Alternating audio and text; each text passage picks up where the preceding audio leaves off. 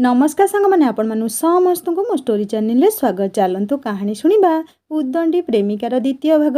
प्रथम भाग रे आपण माने शुणिथिले काच नाही सिंदूर नाही किंतु काहेकि झीटी झुंटिया पादरे पिंधिला। एबे चलतु आगो शुणिबा। मने मने स्थिर कली से जहा हो आग एठू बाहरी जाई मु आग ताकू ता जीवन विषय पचारि बुझिबी। झुंटिया पिंधिबार कारण बुझी सारी जाई जहा चिंता करिबी। नहेले मु एते स्वप्न सजई देबी आउ मो स्वप्न सब भांगी चूना हो जिवो। सांग बाहर को आसिली से पुणी जदि उल्टा सीधा मो माँ को कहीदेव तेबे माँ मो उपरे खूब रागिबो आउ ताकू मनईबा मो पक्षे एते सहज नुहे। बापा को आउ मो सान भूणी को खूब भलरे मनई देबी हेले माँ को बुझेई कहबा एते सहज नुहे। आम दुई जनक सांगक बाहाघर आउ रिसेप्शन भोजी सारी आमे दुई जण पुणी समान ट्रेन ने बाहरी घर अभिमुखे यात्रा कलु। किछि किछि जिनिस ता विषय मु धीरे धीरे जानिया पाई पाउथुली। विवाह को नहीं ता मनरे अतिशय नकारात्मक भावना देखी मु मने मने भाबी नेली ता सह निहाती भाबे किछि हेइछि हेले एते शीघ्र पचारि पारु नथुली। से ता घर विषय खाली एति कहूथला ता बापा माँ आउ सान भाई को नहीं ता संसार से कम कहूथला आउ बेसी लुचेइबार अनुभव मते हेउथला। मु किणिथिबा उपहार ता हाथ रे धरे देई कहिथिली मते देखा करिया पाई आसीबा दिन पिंधिकी आसिया पाई। सीए भी हसी कहला एबे खोली देखिनेब हेले मु ताकू मना कली। सेइथिपाई सीए किणिथिबा बैग रे मु देइथिबा उपहार को नहीं से रखिनेला। से आनिथिबा किछि खाइबा जिनिस काढी मते गोटे प्लेट रे देला आउ आमे मिसिकी खाइलु। निज हाथ रे से एते भल रांधि पारे बोली जानी खूब खुशी लागिला। नहेले प्रथम दिनर तार से उग्र आधुनिक रूप देखी मु भाबिथिली लेंबू पानी ग्लास टे भी करि पारु नथिबो बोली। हेले मो भावना जे संपूर्ण रूपे भूल प्रमाणित हब ए कथा कौन मु जानिथिली। मु टिके जानिबा छଳରେ कहिली जानिल रिमसा तमे से आधुनिक वेशभूषा अपेक्षा आम भारतीय पोशाक रे खूब सुंदर देखा जाउछ। हाँ सतरे हेले मते जीन्स आउ टॉप बेसी कंफर्टेबल आउटफिट लगे। भारतीय पोशाक मते खूब भल लगे हेले मु मो इच्छा हेले पिंधे नहेले नहीं।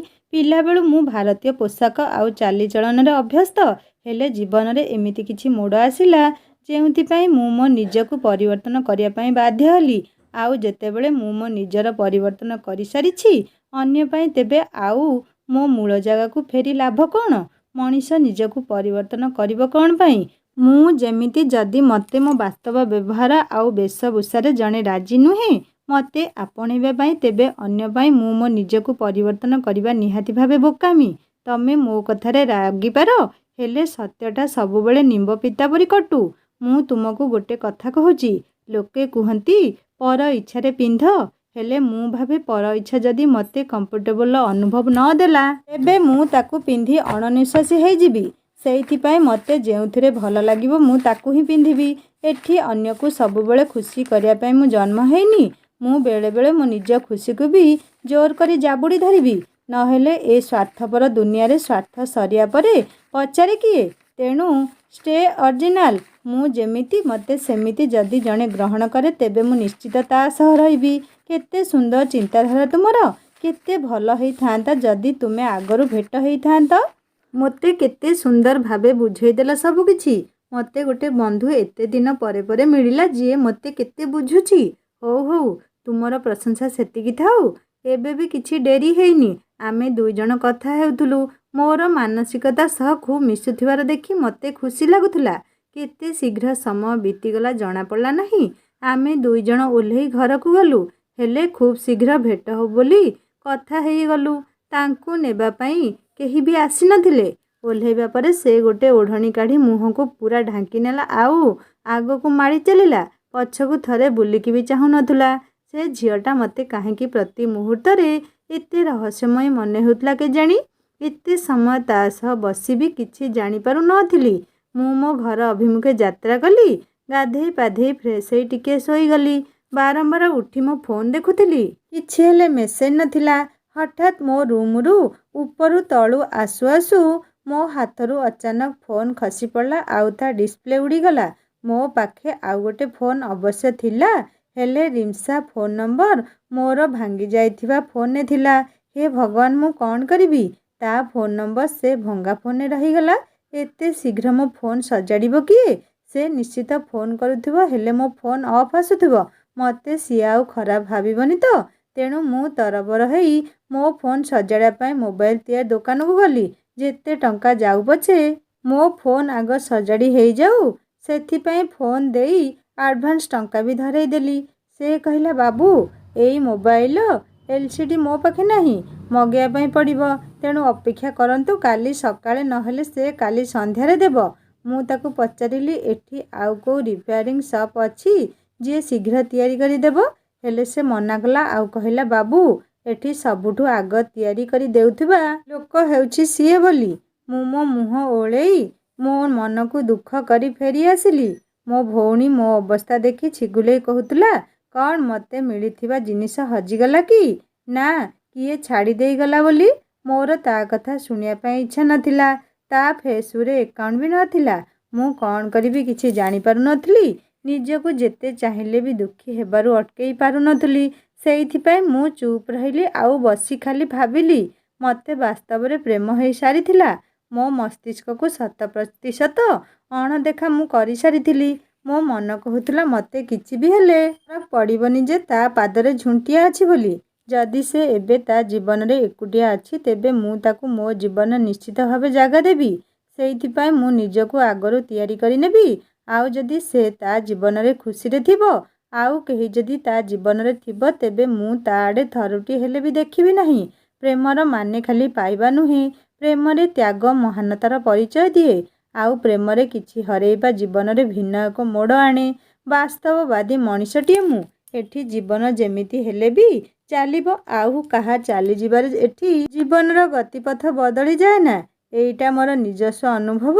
ମୋତେ କଷ୍ଟ ହେଉଥିଲା, ତଥାପି ମୁଁ ଚୁପ୍ ହେଇ ଶୋଇପଡ଼ିଲି। ସକାଳେ ମୁଁ ଅଫିସ ଚାଲିଗଲି।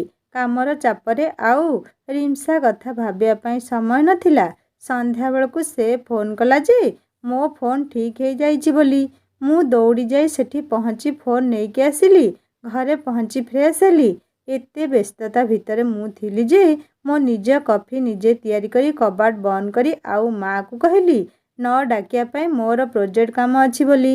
ମାଆ ବି ମୋତେ ଡିଷ୍ଟର୍ବ କରିବନି ବୋଲି କହିଲା। ହେଲେ ମୋ ବିଲେଇ ଭଉଣୀ ମାଛ ଜଗିବା ଭଳି ମୋ ଗତିବିଧିକୁ ଗୋଡ଼େ ଗୋଡ଼େ ଜଗିଛି। ତା କହିବା କଥା ହେଲା, ମୋ ହାବଭାବ ତାକୁ ଆସିବା ଦିନଠାରୁ କାହିଁକି କିଛି ଠିକ୍ ଲାଗୁନି। ସେଇଥିପାଇଁ ତା ମନରେ ମୋତେ ନେଇ ଅନେକ ସନ୍ଦେହ। ମୁଁ ତାକୁ ଦେଖି ବିରକ୍ତି ପ୍ରକାଶ କଲେ ବି ସେ ହସୁଥିଲା ଆଉ କହୁଥିଲା ତାକୁ ସବୁ ସତ କହିବା ପାଇଁ। ମୁଁ ତାକୁ କହୁଥିଲି, ସତ ମିଛର ପ୍ରଶ୍ନ ଉଠୁଛି କୋଉଠୁ? ତୁ ଏଠୁ ଯା, ମୋର ଅଫିସ କାମ ବହୁତ ବାକି ଅଛି। ନହେଲେ ବାପାଙ୍କୁ କହିବି ତୁ ଯୋଉ ବିପ୍ଳବର ଜନ୍ମଦିନରେ ମିଛ କହି ଘରେ ରେଶ୍ମା ଜନ୍ମଦିନ କହି ଯାଇଥିଲୁ। ମୋ କଥାରେ ସେ ଟିକେ ସଙ୍କିଯିବା ଭଳି ମୋତେ ଲାଗିଲା। ହେଲେ ମୁହଁ ଟାଣରେ କହୁଥିଲା, ଦେଖେ, ତୁ ମୋତେ ଯାହା କହ ପଛେ, ହେଲେ ମୁଁ ତୋ ସତ ଜାଣିକି ହିଁ ରହିବି। ତୋ ଉପରେ ଦୟାକରି ଆଜି କେବଳ ଚାଲି ଯାଉଛି। ମୁଁ କହିଲି, ହଉ ହଉ, ତୁ ଯା। ସେ ଯିବା ପରେ ମୁଁ ଯାଇ କବାଟ ଭିତରୁ ଦେଇଦେଲି।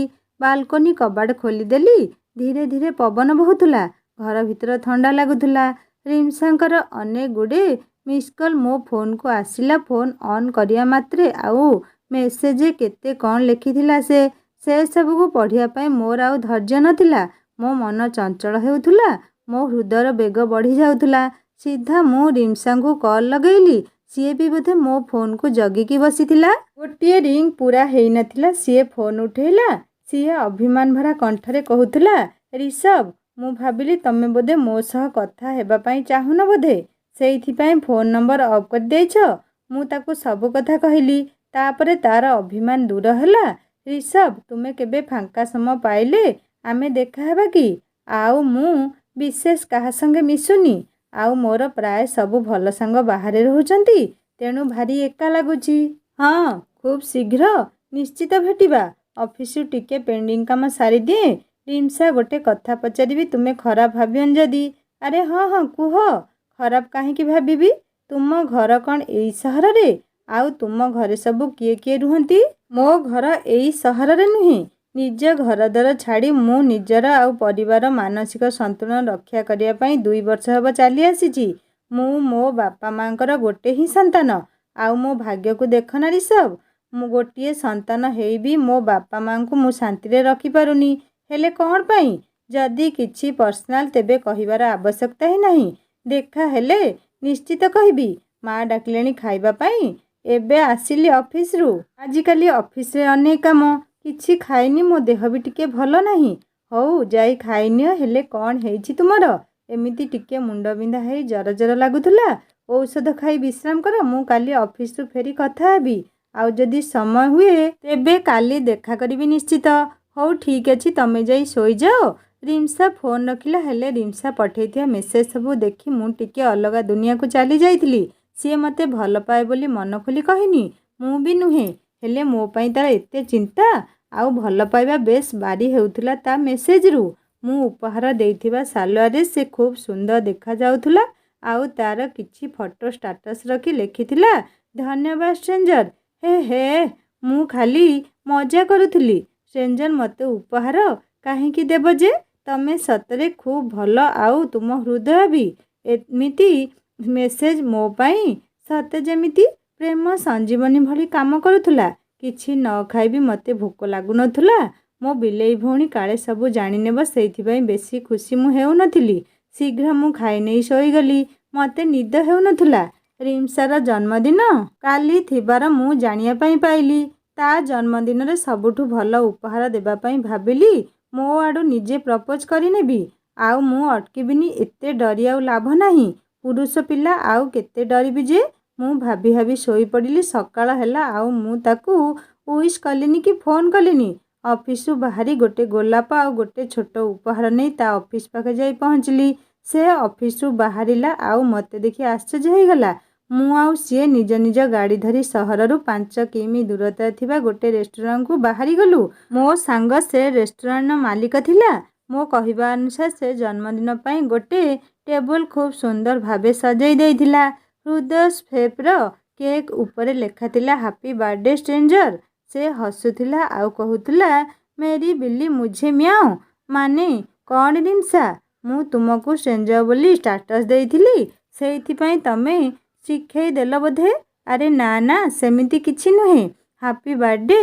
ମୁଁ ତୁମକୁ ଗୋଟେ ଜିନିଷ କହିବାକୁ ଚାହେଁ। ରାଗିବନି ଯଦି ଗୋଟେ କଥା କହିବି? ହଁ କହୁନ, ମୁଁ ରାଗିବି କାହିଁକି? ଫୁଲକୁ ବଢ଼େଇ ଦେଇ, ରିମ୍ସା ମୁଁ ତୁମକୁ ଭଲ ପାଏ। ଫୁଲକୁ ଦଳି ମକଚି ଫୋପାଡ଼ି ଦେଇ ସେ କାନ୍ଦି କାନ୍ଦି ସ୍କୁଟି ଚାବି ଧରି ଦୌଡ଼ିଲା। ମୁଁ ଭାବିଥିବା ଅନୁସାରେ ବିପରୀତ ସବୁ କିଛି ହେଲା। ମୋ ଉପହାର ଆଉ ଫୁଲ ସବୁ ଯେମିତି ଅନାଥଙ୍କ ଭଳି ପଡ଼ି ରହିଥିଲେ, କେକ୍ କାଟିବା ପୂର୍ବରୁ ହିଁ ନଷ୍ଟ ହୋଇଗଲା। ମୋ ମନ ଭାଙ୍ଗିଗଲା ଆଉ ମୁଁ କାନ୍ଦ କାନ୍ଦ ହୋଇଗଲି। ମୋ ନିଜ ଉପରେ ମୋତେ ରାଗ ଲାଗୁଥିଲା। ମୋ ସାଙ୍ଗ ମୋ ମନର ଅବସ୍ଥା ଜାଣିପାରି ମୋତେ କହିଲା ଘରକୁ ଯିବା ପାଇଁ। ଉପହାର, କେକ୍, ନଷ୍ଟ ହେଇଯାଇଥିବା ଗୋଲାପ ଫୁଲକୁ ମୁଁ ଖାଲି ଦେଖୁଥିଲି। ମୋ ଆଖି ଲୁହରେ ଭରିଗଲା ଆଉ ମୁଁ ମୋ ନିଜ ଉପରେ ଖୁବ୍ ରାଗୁଥିଲି। ମୁଁ ମନକୁ ମୋର କହୁଥିଲି, ଏତେ ଅଧିକ ସ୍ମାର୍ଟ ହେଲେ ଏମିତି ହିଁ ହୁଏ। ହେଲେ ମସ୍ତିଷ୍କ ଆଜି ନୀରବ ଥିଲା। ମସ୍ତିଷ୍କ ଆଉ ମନର ଘମାଘୋଟ ଯୁଦ୍ଧରେ ଅବଶ୍ୟ ମସ୍ତିଷ୍କକୁ ବିଜୟ ମିଳିଥିଲେ ବି ମନର ଦୁଃଖରେ ସେ ସମଦୁଃଖୀ ଥିଲା। ସେ ଆଜି ବେଶୀ କିଛି ନ କହି ନୀରବ ଥିଲା। ମୁଁ ମୋ ଗାଡ଼ି ଚଲେଇ ଜୋରରେ ଚାଲି ଆସିଲି। ହଠାତ୍ ମୋ ଫୋନ୍ ରିଙ୍ଗ ହେବାର ଦେଖି ମୁଁ ଅଟକିଗଲି। ଫୋନ୍ ପାଇଁ ମୁଁ ଯାଇ ଘଟଣାସ୍ଥାନରେ ପହଞ୍ଚିଲି। ଆଉ ଯାହା ଦେଖିଲି, ମୋ ପାଦ ତଳୁ ମାଟି ଖସିଗଲା ଆଉ ମୋ ମୁଣ୍ଡ ଉପର ଆକାଶଟା ଛିଡ଼ି ପଡ଼ିବା ଭଳି ଲାଗୁଥିଲା। କାରଣ ରିମ୍ସାର ସାରା ପୋଷାକ ରକ୍ତ ଜୁଡ଼ୁବୁଡ଼ୁ ଥିଲା। ତା ସ୍କୁଟିର ଦୁର୍ଘଟଣା ହେଇଥିଲା। ମୁଁ ଆସିବା ବେଳକୁ ମୋତେ ଫୋନ୍ କରିଥିବା ମଉସା ଆମ୍ବୁଲାନ୍ସକୁ ଫୋନ୍ କରିଥିଲେ ଆଉ ସଙ୍ଗେ ସଙ୍ଗେ ଆମ୍ବୁଲାନ୍ସ ଆସି ପହଞ୍ଚିଲା। ମୁଁ ସେଠି ସେ ମଉସାଙ୍କ ଦୋକାନରେ ମୋ ଗାଡ଼ି ରଖି ଆମ୍ବୁଲାନ୍ସରେ ରିମ୍ସାକୁ ନେଇ ମେଡ଼ିକାଲରେ ପହଞ୍ଚିଲି। ତାଙ୍କ ଚିକିତ୍ସା ସାଙ୍ଗେ ସାଙ୍ଗେ ଆରମ୍ଭ କରିଦେଲେ ଡାକ୍ତର। ଯୋଗକୁ ମୋର ଜଣେ ସାଙ୍ଗ ସେଠି ନୂଆ କରି ପୋଷ୍ଟିଂ ହେଇଥାଏ। ସିଏ ବହୁ ସାହାଯ୍ୟ କଲା। କିଛି ସମୟ ପରେ ରିମ୍ସାର ହୋସ୍ ଫେରିଲା। ଖଣ୍ଡିଆ ଜାଗା ସବୁ ବ୍ୟାଣ୍ଡେଜ ପଡ଼ିଥାଏ। ମୁଣ୍ଡରେ ଆଘାତ ଲାଗିଥାଏ ଆଉ ବାଁ ହାତଟା ଭାଙ୍ଗି ଯାଇଥିଲା। ହାତ ପ୍ଲାଷ୍ଟର ହେଲା। ଡାକ୍ତର ଔଷଧ ଲେଖିଦେଲେ ଆଉ ମୁଁ ପେମେଣ୍ଟ କରି ଗୋଟେ ପ୍ରାଇଭେଟ୍ କ୍ୟାବିନକୁ ସିଫ୍ଟ କରିନେଲା ପରେ ତାଙ୍କ ଘରକୁ ଫୋନ୍ କରି ଜଣେଇଲି। ତାଙ୍କ ବାପା ମା ଆଉ ଭାଇ ଆସି ପହଞ୍ଚିଲେ। ସେମାନେ ଖୁବ୍ ବ୍ୟସ୍ତ ହେଉଥିଲେ। ତାଙ୍କୁ ସବୁ ଔଷଧ କଥା ବୁଝେଇ ମୁଁ ଘରକୁ ଯିବା ପାଇଁ ବାହାରୁଥିଲି। କାରଣ ଅନେକ ରାତି ହେଇସାରିଥିଲା ଆଉ ମୋ ଗାଡ଼ି ସେଇ ମଉସାଙ୍କ ପାଖରେ ଥିଲା। ସେ ଯାଏଁ ରିମ୍ସାଙ୍କ ଭାଇ ମୋ ସହ ଗଲା ଆଉ ମୁଁ ଗାଡ଼ି ନେଇକି ଘରକୁ ଗଲି ଆଉ ସେ ନିଜ ଭଉଣୀ ପାଖକୁ ଗଲା। ସେମାନେ ସମସ୍ତେ ସେଇଠି ରହିଲେ। ମୁଁ ରିମ୍ସାଙ୍କ କଥା ବୁଝିବା ପାଇଁ ଘରେ ସମସ୍ତଙ୍କ ନମ୍ବର ରଖିଦେଲି। ଆଉ ତା ଭାଇ ବି ମୋତେ ସବୁ କଥା ଜଣାଉଥିଲା। ମୋତେ ଭାରି ଖରାପ ଲାଗୁଥିଲା। କୋଉଥିପାଇଁ ମୁଁ ଦୁଃଖ କରିବି ଜାଣିପାରୁନଥିଲି। ମନ ଭାଙ୍ଗିବାର ଦୁଃଖ ନା ରିମ୍ସାର ଦୁର୍ଘଟଣା ହେବା? ମୁଁ ଅବଶ୍ୟ ଏତେ ବି ସ୍ୱାର୍ଥପର ନୁହେଁ ଯେ ଏମିତି ପରିସ୍ଥିତିରେ ମନ ଭାଙ୍ଗିବା କଥା ବସି ଭାବିବି। ସେଇଥିପାଇଁ ମୁଁ ରିମ୍ସା କେମିତି ସୁସ୍ଥ ହେବ ସେ କଥା ବସି ଭାବୁଥିଲି। ରାତିଟା ମୋର ଅନିଦ୍ରା ରହି କଟିଗଲା। ଏବେ ବି ମୋ ରାଗ ଶାନ୍ତ ହେଉନଥିଲା। ମୁଁ ରିମ୍ସାକୁ ଫୋନ୍ କରୁନଥିଲି। ସକାଳୁ ଉଠି ମନ୍ଦିର ଗଲି। ଶିବ ଭଗବାନଙ୍କ ପାଖେ ରିମ୍ସାର ସୁସ୍ଥ ହେବା ପାଇଁ ପ୍ରାର୍ଥନା କଲି। ବେଲପତ୍ର ଆଉ ଫୁଲ ଗୋଟେ ପୁଡ଼ିଆରେ ବାନ୍ଧି ମା ଦେଇଥିବା ମୋ ଅଫିସ୍ ଟିଫିନ୍କୁ ନେଇ ହସ୍ପିଟାଲରେ ପହଞ୍ଚିଲି। ସେଠି ପହଞ୍ଚି ରିମ୍ସା ପାଇଁ ଟିଫିନ୍ ଥୋଇ ଫୁଲ ଆଉ ବେଲପତ୍ର ପୁଡ଼ିଆ ତାଙ୍କ ମୁଣ୍ଡରେ ଛୁଆଇଁ ତାଙ୍କ ଘର ଲୋକଙ୍କ ସହ କଥା ହେଲି। ମୋର ଏତେ ସବୁ କରୁଥିବା ଦେଖି ତାଙ୍କ ଘର ଲୋକ ବୋଧେ ଆଶ୍ଚର୍ଯ୍ୟ ହେଉଥିବେ। ହେଲେ ମୋତେ କିଛି ସେଥିରେ ଦେବାର କି ନେବାର ନଥିଲା। ଗୋଟେ ବନ୍ଧୁ ହିସାବରେ ମୋ କର୍ତ୍ତବ୍ୟ ଯେତିକି ଆବଶ୍ୟକ ଥିଲା ମୁଁ ବାସ୍ କରୁଥିଲି। ରିମ୍ସା ଜାଗାରେ ଆଉ ମୋର କେହି ବି ସାଙ୍ଗ ହେଇଥିଲେ ମୁଁ ଠିକ୍ ସେତିକି କରିଥାନ୍ତି ଯେତିକି ମୁଁ ରିମ୍ସା ପାଇଁ କରୁଥିଲି। ମୋତେ ତାଙ୍କ ବାପା ମା ଅନେକ ଥର ଧନ୍ୟବାଦ ଜଣାଉଥିଲେ। ରିମ୍ସା ମୋ ସହ କଥା ହେବା ପାଇଁ ଚାହୁଁଥିଲେ, ହେଲେ ମୁଁ କଥା ନ ହେଇ ତାଙ୍କ ଘର ଲୋକଙ୍କ ସହ କଥା ହେଉଥିଲି। ସେଥିପାଇଁ ସେ ଭାରି ଦୁଃଖୀ ହେଉଥିଲେ। ମୋତେ ତାଙ୍କର ପ୍ରତ୍ୟେକ ମୁହୂର୍ତ୍ତର ଖବର ତାଙ୍କ ଭାଇ ରନି ଦେଉଥିଲା। ଆଉ ମୁଁ ଭାବିଥିଲି ସେ ପୁରା ଠିକ୍ ହେବା ପରେ ମୁଁ ମୋ ସିମ୍ ବଦଳେଇ ଦେବି। ସିଏ ତ ମୋ ଘର ଠିକଣା ହିଁ ଜାଣିନି। ତେଣୁ ମୋତେ ତାକୁ ପୁରା ଭୁଲିଯିବା ପାଇଁ ଟିକିଏ ସମୟ ଲାଗିବ। ହେଲେ ତା'ର ଯେତେବେଳେ ଇଚ୍ଛା ନାହିଁ ମୁଁ ତାକୁ ଆଉ କ'ଣ ପାଇଁ ଡିଷ୍ଟର୍ବ କରିବି? ସତରେ ସବୁ ବନ୍ଧନ ପ୍ରେମ ବନ୍ଧନ ନୁହେଁ କି ସବୁ ସମ୍ପର୍କରେ ବିବାହ ସ୍ୱପ୍ନ ଦେଖିବା ଆଦୌ ଠିକ୍ ନୁହେଁ। କିଛି କିଛି ଆଶା ଆମର ମରୁ ଚରାବାଲି ପରି ହେଇଥାଏ। ମୋ ଅଫିସ୍ ଟାଇମ୍ ହେଇଯାଇଥିଲା, ତେଣୁ ମୁଁ ଯିବା ପାଇଁ ବାହାରିଲି। ରନିତ କହୁଥିଲା, ଭାଇ ତୁମେ ଟିକେ ଦିଦି ପାଖେ ରୁହ, ଆମେ ଅଧଘଣ୍ଟାରେ ଯାଇ ଫେରିଆସିବୁ। ମୋର ଇଚ୍ଛା ନଥିଲେ ବି ମୁଁ ବାଧ୍ୟ ହେଇ ରହିଲି। ସେମାନେ ଯିବା ପରେ ମୁଁ ସବୁ ବୁଝାବୁଝି କରି ତଳକୁ ମୁହଁ କରି କହିଲି, ମୁଁ ଆସୁଛି, କିଛି ଦରକାର ହେଲେ ଫୋନ୍ କରିବ। ମୁଁ ଆସୁ ଆସୁ ମୋ ହାତକୁ ସିଏ ଟାଣି ନେଇ କହିଲା, ରିଷଭ, ଆଇ ଏମ୍ ସରି। ତମେ ରାଗିଛ ମୁଁ ଜାଣେ। ପ୍ଲିଜ୍ ମୋତେ କ୍ଷମା କର। ସେଦିନ ପାଇଁ ମୁଁ ବହୁତ ଦୁଃଖିତ। କିଛି କଥା ନାହିଁ, ମୁଁ କାହିଁକି ରାଗିବି ତୁମ ଉପରେ? ମୁଁ ବାହାରେ ବସିଛି, ତମେ ଦରକାର ହେଲେ ଡାକିବ। ପ୍ଲିଜ୍ ରିଷଭ, ତୁମକୁ ମୋ ରାଣ, ତମେ ଏମିତି ରାଗିକି ଯାଆନି। ମୋ ପାଖେ ଟିକେ ବସ ପ୍ଲିଜ୍। କ'ଣ କୁହ? କିଛି କହିବାର ଅଛି ଯଦି, ନହେଲେ ମୁଁ ବାହାରେ ଯାଇ ବସିବି। ମୋତେ ଜଗିବା ପାଇଁ ରହିଥିବା ଲୋକ ବାହାରେ କାହିଁକି ବସିବେ? ରିଷଭ, ପ୍ଲିଜ୍ ମୋତେ ବୁଝିବା ପାଇଁ ଚେଷ୍ଟା ତ କର। ମୋର କିଛି ଅତୀତ ଅଛି ଯେଉଁଥିପାଇଁ ମୁଁ ତୁମ ପ୍ରସ୍ତାବକୁ ପ୍ରତ୍ୟାଖ୍ୟାନ କଲି। ମୋତେ କ୍ଷମା କର। ମୋର ଭଲ ବନ୍ଧୁ ହେଇ ରୁହ। ପ୍ଲିଜ୍ ତୁମକୁ ମୋ ରାଣ, ମୋତେ ବୁଝିବା ପାଇଁ ଚେଷ୍ଟା କର। ମୁଁ ଯଦି କୁହେ ତୁମ ଅତୀତରେ ମୋତେ କିଛି ଫରକ ପଡ଼ିବନି ବୋଲି, ତେବେ ତୁମର କିଛି ଅସୁବିଧା ଅଛି? ହଁ ସତରେ? ହା ହା ହା। ରିଷଭ, ତୁମର ଏତେ ବଡ଼ ହୃଦୟ। ମୋ ଅତୀତ କ'ଣ ନ ଜାଣିବି ମୋତେ ବର୍ତ୍ତମାନରେ ସାମିଲ କରିବା ପାଇଁ ଚାହିଁବ? ତୁମକୁ ମୋ ଅତୀତ ନିଶ୍ଚିତ କହିବି। ଖାଲି ଏଇ ସେଜରୁ ଉଠି ନର୍ମାଲ ହେଇଯାଏ। ମୋତେ ଅତୀତ ବିଷୟରେ ଶୁଣିବାର ହିଁ ନାହିଁ। କାରଣ କ'ଣ ଜାଣ ରିମ୍ସା, ଏ ରିଷଭ ଜଣେ ବାସ୍ତବବାଦୀ ମଣିଷ। ତେଣୁ ସେ ସବୁବେଳେ ବର୍ତ୍ତମାନ ଉପରେ ଚାଲିବାର ପ୍ରଚେଷ୍ଟା କରେ। ଆଉ ଅତୀତକୁ ସବୁବେଳେ ଘଟି ଯାଇଥିବା ଘଟଣା ବୋଲି ଭାବି ସିଏ ଭୁଲିଯାଏ। ଭୁଲିବା କ'ଣ ସତରେ ଏତେ ସହଜ ମିଷ୍ଟର ରିଷଭ? ନା ଖାଲି କୁହନ୍ତି ବୋଲି ଖାଲି କହିଦେଲ? ମୁଁ ଯଦି କୁହେ ଏସବୁକୁ ମୁଁ କେବେ ବି ଭୁଲି ପାରିବି ନାହିଁ, ତେବେ ତେବେ ଆଉ କ'ଣ କହିବି ବୋଲି ଭାବୁଛ ନା? ତେବେ ମୁଁ ନିଶ୍ଚିତ ଏଇଆ କହିବି ଯେ ତୁମ ଜୀବନ, ତେଣୁ ଇଚ୍ଛା ବି ତୁମର ହିଁ ହେବ। I miss personal choice. ବେଳେବେଳେ କିଛି କଥା ନିଜ ଉପରେ ନିର୍ଭର କରେ ନାହିଁ ମିଷ୍ଟର ରିଷଭ। ମନୁଷ୍ୟ ଗୋଟେ ସାମାଜିକ ପ୍ରାଣୀଟିଏ। ସମାଜ ଉପରେ ସେ ବେଶ୍ ନିର୍ଭରଶୀଳ। ତେଣୁ ନିଜକୁ ଯେତେ କଷ୍ଟ ହେଉ ପଛେ ସିଏ ତା ସମାଜକୁ ମାନେ ଆଉ ତାରି ଗତିରେ ନିଜକୁ ସାମିଲ କରେ। ବେଳେବେଳେ ସମାଜକୁ ଅଣଦେଖା କରିବା ବି ସ୍ୱାସ୍ଥ୍ୟ ପକ୍ଷେ ଲାଭଦାୟକ ହେଇଥାଏ। ମୋତେ ସମାଜ କ'ଣ କହିବ ଆଉ ଲୋକ କ'ଣ କହିବେ ଏଥିରେ ଫରକ ପଡ଼େନି। ଏଠି ଅନ୍ୟମାନଙ୍କୁ ବେଶୀ ପ୍ରାଧାନ୍ୟ ଦେଲେ ନିଜର ଖୁସି ହଜିଯିବ। ହଁ, ସେସବୁ ଯାହା କହିଲ ତା କେବଳ ଶୁଣିବା ପାଇଁ ହିଁ ଭଲ ଲାଗେ। ମୋ ଜୀବନର ଏମିତି କିଛି କାହାଣୀ ଅଛି ଯାହାକୁ ଶୁଣିବା ପରେ ତମେ ମୋତେ କେବେ ବି ଆପଣେଇବାକୁ ଚାହିଁବ ନାହିଁ। ମୋର କିଛି ଜାଣିବା ଦରକାର ନାହିଁ ରିମ୍ସା। ମୁଁ ତୁମକୁ ଭଲ ପାଏ ଆଉ ସବୁଦିନ ପାଇଁ ତୁମକୁ ମୋ ଜୀବନରେ ଛନ୍ଦି ଦେବା ପାଇଁ ଚାହେଁ। ତୁମେ କ'ଣ ରାଜି? କୁହ, ମୋ ପ୍ରଶ୍ନର ଉତ୍ତର ଦିଅ। ଯଦି ହଁ, ତେବେ ବି ମୋର ଖୁସି, ଆଉ ଯଦି ନା, ତେବେ ମୁଁ ଖୁସି ଖୁସି ଚାଲିଯିବି। ମୁଁ ଯଦି କୁହେ ମୁଁ ଜଣେ ଡିଭୋର୍ସି, ତେବେ ବି ମୋତେ ବିବାହ କରିବା ପାଇଁ ତୁମେ କ'ଣ ରାଜି?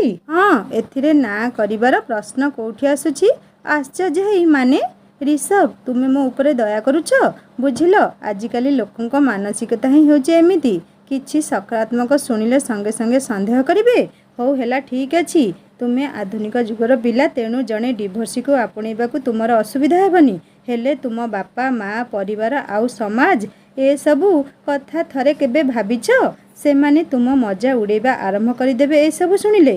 ମୋ ମା ବାପା କ'ଣ ମହେଞ୍ଜୋଦାର ସଭ୍ୟତାର କି? ସେମାନେ ବି ଆଧୁନିକ ଯୁଗର। ନିଜ ପୁଅର ଖୁସିକୁ ସେମାନେ ପ୍ରତ୍ୟେକ ସମୟରେ ସମ୍ମାନ ଦିଅନ୍ତି। ତେଣୁ ଏଥର ନିହାତି ଭାବେ ସମର୍ଥନ କରିବେ। ଏତେ ବିଶ୍ୱାସ ଠିକ୍ ନୁହେଁ ମିଷ୍ଟର ରିଷଭ। ଭଲ ଭାବେ ସବୁ କିଛି ଭାବ। ମୁଁ ସିଧାସଳଖ ସବୁ କିଛି କହିବା ପାଇଁ ଭଲ ପାଏ। ପଛରେ ପୁଣି ମୁଁ ତୁମ ଭାବନା ସହ ମୋ ଭାବନା ଆଉ ସମ୍ପର୍କକୁ ବାନ୍ଧି ଦେଇ ଏକା ହେଇ ଯିବା ପାଇଁ ଚାହେଁ ନା। ତୁମକୁ ସବୁ କିଛି ମୁଁ କହିବି ନିଶ୍ଚିତ। ତା ବାପା ମା ଆସି ସାରିଥିଲେ ଆଉ ମୁଁ ମୋ କଥାବାର୍ତ୍ତାରେ ପଜ୍ ଲଗେଇ ଅଫିସ୍ ବାହାରିଗଲି। ପୁରା ଦିନ ଅଫିସ୍ କାମରେ ମନ ଲଗେଇ ପାରିଲି ନାହିଁ। ରିମ୍ସା ଯାହା କହୁଥିଲେ ତା ତ ନିଶ୍ଚିତ ସତ। ମୋ ବାପା ମା ସତରେ କ'ଣ ରାଜି ହେବେ? ଆଉ ମୋ ସମ୍ପର୍କୀୟ? ଏତେ ସବୁ ମୁଁ ଭାବୁଛି କାହିଁକି? ମୋତେ ତ କାହା କଥାରେ କିଛି ଫରକ ପଡ଼େନି, ତେବେ ଆଜି କାହିଁକି? ସତରେ କ'ଣ ଜଣେ ଡିଭୋର୍ସିକୁ ମୋ ସ୍ତ୍ରୀ ରୂପେ ପରିବାର ସମ୍ମାନ ଦେବ? ମସ୍ତିଷ୍କ କହୁଥିଲା ଆଗରୁ ତ ଭାରି ଚଙ୍ଗଚଙ୍ଗ ହେଇ ଦଣ୍ଡିକିରି ମାଛ ଭଳି ହେଉଥିଲୁ, ତେବେ ଏତେ ପଛଘୁଞ୍ଚା କାହିଁକି? ତୁ ଯଦି ଶିକ୍ଷିତ ହେଇ ଏମିତି ଭାବିବୁ ତେବେ ଅନ୍ୟମାନେ କ'ଣ ଭାବିବେ? ରିମ୍ସା ଏମିତି କେତେ ବୟସର ଯେ? ବିଚାରୀ ଯୋଉ ଆଖିରେ ସୁନେଲି ସପନ ଦେଖିବା କଥା ସେଇ ଆଖିର ଲୁହରେ ସ୍ୱପ୍ନ ସବୁ ବତୁରି ଯେମିତି ଏକ ରକମ ନଷ୍ଟ ହେଇଯାଇଛି। ଭାଇ ଭାଇ ଏ ରିମ୍ସା କିଏ ବା? ବଡ଼ ବଡ଼ ଆଖି କରି କାଇଁ କିଏ?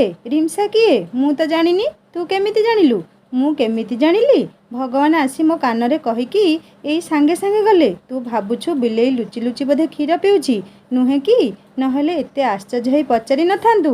କାଗଜ ଟୁକୁଡ଼ାକୁ ନିଜ ଭଉଣୀ ହାତରେ ଦେଖି ବନ୍ଦ କରେ ତୋ ବକୱାସ୍। ମୋର ମୁଡ୍ ନାହିଁ ତୋ ସହ କେଚେକେଚ୍ ହେବା ପାଇଁ।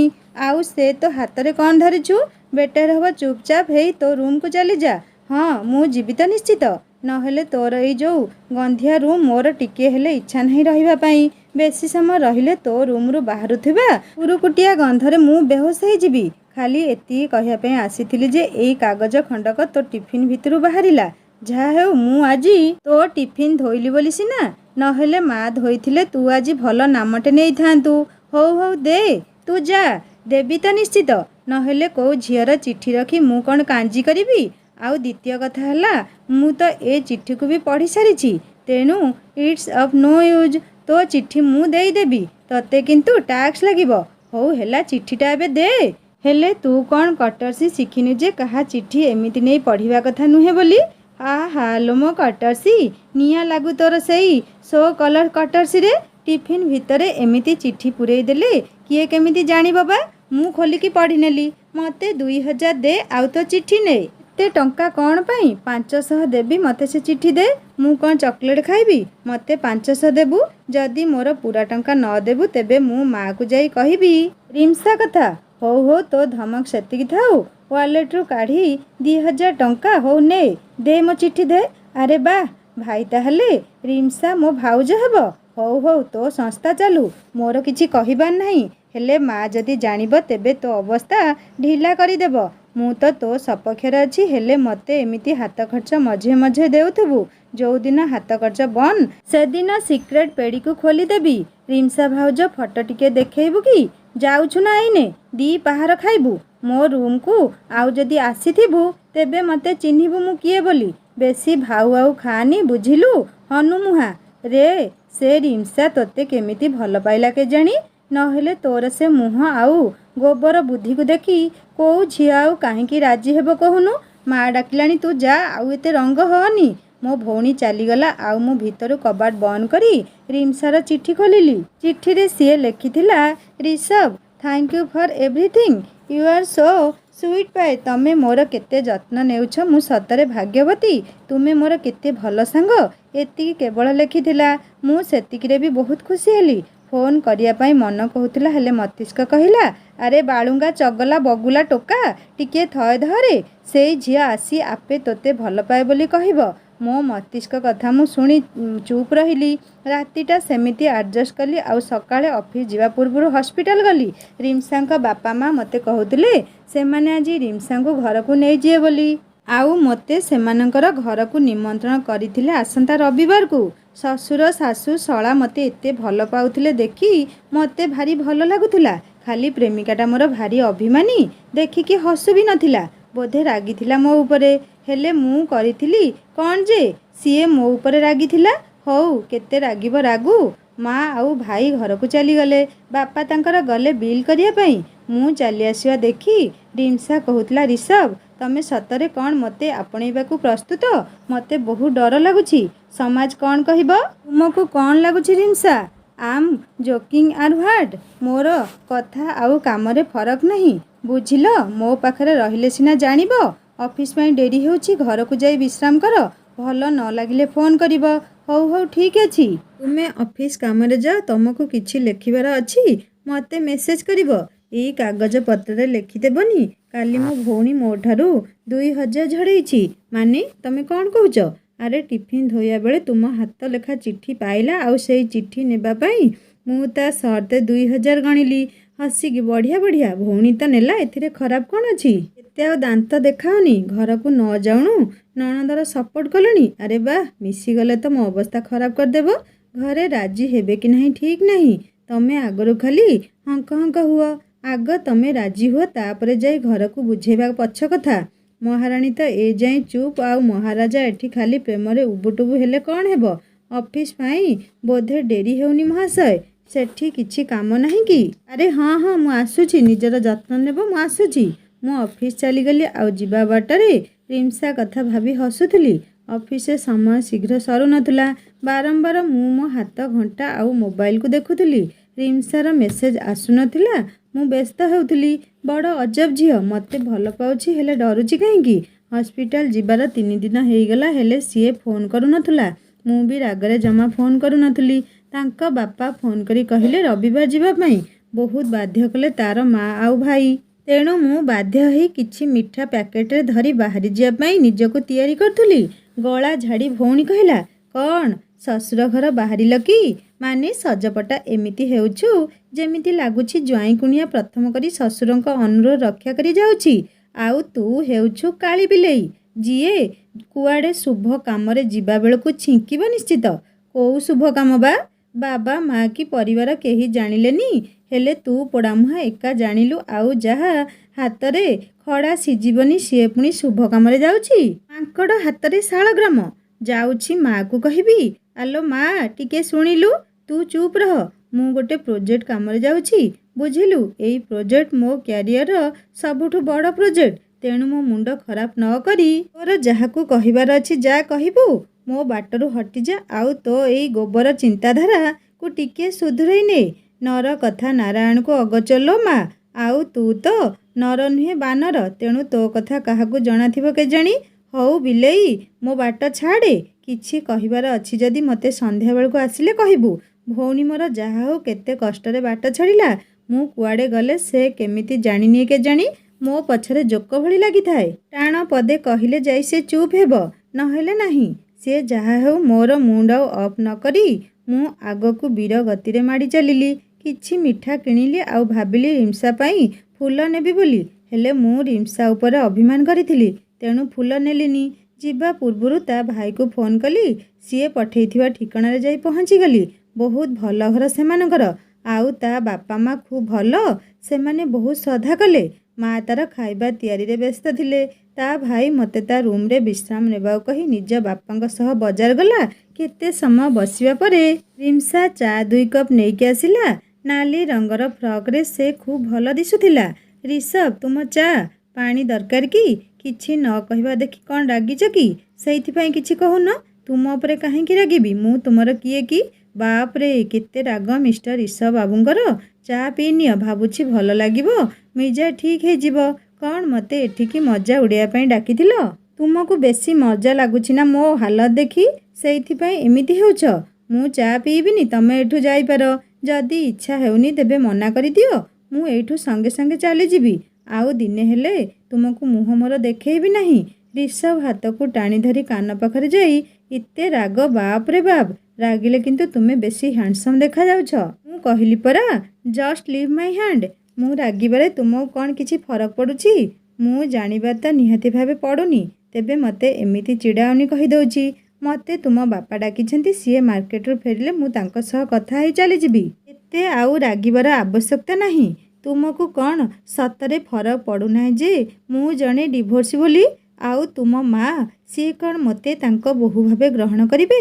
ଏଇ ସମାଜ ମୋ ସତୀତ୍ୱ ଉପରେ ରାମବାଣ ନିଶ୍ଚିତ କରିବ। କେମିତି ସହିବି ମୁଁ? ମୋ ପାଖରେ ଆଉ ଧୈର୍ଯ୍ୟ ଶକ୍ତି ଅବଶ୍ୟ ନାହିଁ। ବୟସ ହେଇଗଲା ବୋଲି କିଛି ଲୋକ କହିଲେ। ବାପା ଭଲ ଘର ଭଲ ବର ଦେଖି ବିବାହ କରିଦେଲେ। ଜାନି ଯୌତୁକ କୋଉଥିରେ ହେଳା କଲେ ନାହିଁ। ସ୍ୱାମୀର ସାନ୍ନିଧ୍ୟ ତ ଯୋଜନ ଦୂରର କଥା, ତାଙ୍କ ପାଖେ ବସି କଥା ହେବାର ସୁଯୋଗ ବି ମିଳୁନଥିଲା। ସେମାନଙ୍କ ଘରେ କହିଲେ ମୁଁ ଗାଉଁଲି, ଡ୍ରେସିଂ ସେନ୍ସର ଅଭାବ ଅଛି, ଚାକିରି କରିନି, ସେଇଥିପାଇଁ ମୋତେ ସିଏ ଗ୍ରହଣ କରୁନାହାନ୍ତି। ହଉ, ଏଇ ଲୋକମାନଙ୍କ ପାଇଁ ତ ଏତେ କଥା। ତେଣୁ ମୁଁ ଗାଉଁଲିରୁ ହେଇଗଲି ଆଧୁନିକା, ଆଉ ଚାକିରି ଖଣ୍ଡେ ମଧ୍ୟ କଲି। ଏସବୁ କରିବା ମୋ ପାଇଁ ଏତେ ସହଜ ନଥିଲା। ଅବସାଦର ପାଚେରୀ ଭିତରର ସେ ସଂଘର୍ଷ ଆଜି ବି ଅନେକ କଷ୍ଟ ଦିଏ। ଏତେ ପରିଶ୍ରମ ମୋର ମୂଲ୍ୟହୀନ ଥିଲା ଯେତେବେଳେ ଜାଣିଲି ସ୍ୱାମୀ ମୋର ଝିଅମାନଙ୍କ ପାଇଁ ନୁହେଁ, ବରଂ ପୁଅମାନଙ୍କ ଆଡ଼କୁ ବେଶୀ ଆକର୍ଷିତ ହୁଅନ୍ତି। ନିଜ ପରିବାର ସୋ କଲ୍ଡ ପ୍ରେଷ୍ଟିଜ୍ ପାଇଁ ମୋତେ ଚକ୍ରବ୍ୟୂହରେ ପକେଇ ଘୋଷାଡ଼ି ନେଉଛନ୍ତି। ସେତେ ଯାଏଁ ମୁଁ ନୀରବ ଥିଲି।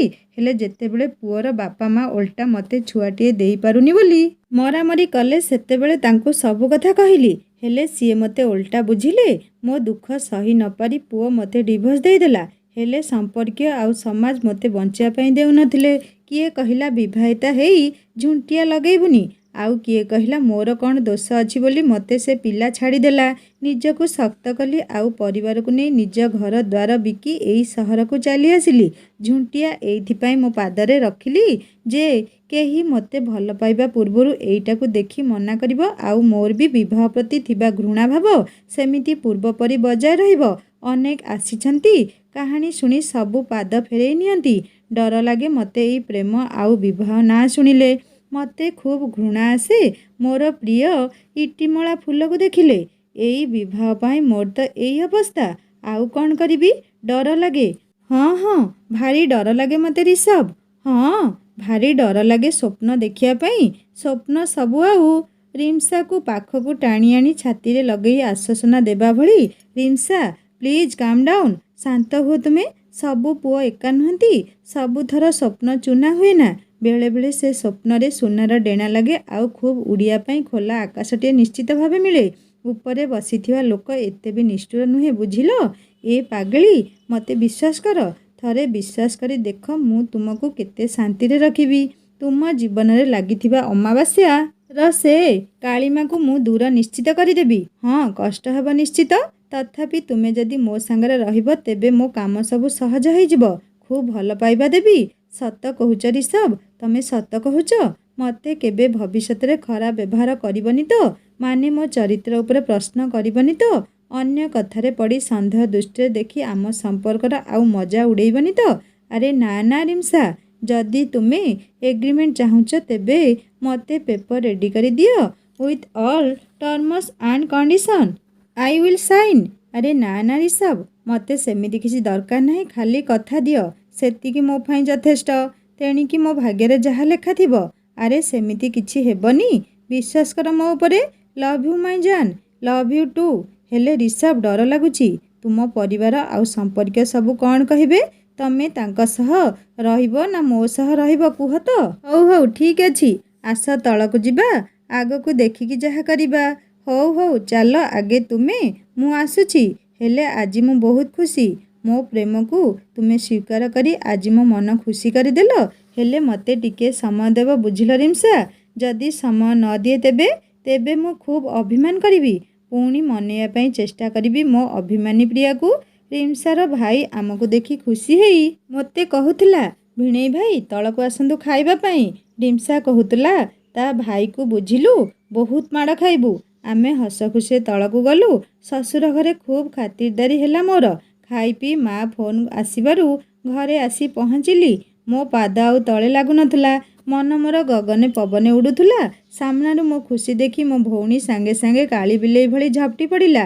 ଆବେ ମାଙ୍କଡ଼ ମୁହାଁ, ତୁ କ'ଣ ଭାରି ଖୁସି? କ'ଣ କିଛି ପାଇଲୁ କି? ଆଉ ତୁ ଶାଳିଆ ପାତେନି, ମୋ ଖୁସିରେ ନିଆଁ ଲଗେଇବା ପାଇଁ ଚାଲି ଆସିଲୁ ନୁହେଁ? ଯା ବେ ପୋକଡ଼ା ମୁହାଁ, ମୁଁ ଜମାରୁ ସେମିତି ନୁହେଁ। ତୁ ଖାଲି ମିଛଟାରେ ମୋତେ ବଦନାମ କରୁଛୁ। ଆହା ଲୋ ମୋ ସୁନା ଭଉଣୀ, ମିଛେଇ କୋଉଠିକାର।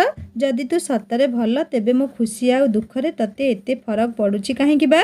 ମୋତେ ଫରକ ପଡ଼ିବନି ଆଉ କ'ଣ କଲୋନୀ ବାଲାଙ୍କୁ ଫରକ ପଡ଼ିବ? ଯେତେ ଯାହା କହ, ତୁ ଯେତେ ଖରାପ ହ କି ଭଲ, ଭାଇ ତ ମୋର ନା। ତେଣୁ ମୋତେ ଫରକ ପଡ଼ିବନି କେମିତି କହୁନୁ? ସାଙ୍ଗମାନେ, ରିମ୍ସା ସିନା ରିଷଭର ଭଲ ପାଇବାକୁ ସ୍ୱୀକାର କଲା, ହେଲେ ରିଷଭର ପରିବାର ଲୋକ କ'ଣ ରିମ୍ସାକୁ ସ୍ୱୀକାର କରିବେ ତାହା ଜାଣିବା ଏହି କାହାଣୀର ଭାଗ 3ରେ।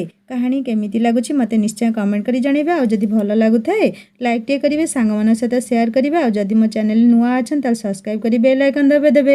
ହଁ ସାଙ୍ଗମାନେ, ପ୍ରେମ ବାହାଘର କାହାଣୀଟି ଆପଣମାନଙ୍କ ପାଇଁ ନିଶ୍ଚୟ ଆସିବ। କାହାଣୀଟି ବହୁତ ବଡ଼ ହୋଇଯାଇଛି, ସେଥିପାଇଁ କ'ଣ ଲେଖିବି କିଛି ଚିନ୍ତା କରିପାରୁନି। ଆପଣମାନେ ଉଦଣ୍ଡି ପ୍ରେମିକା କାହାଣୀଟି ଶୁଣନ୍ତୁ।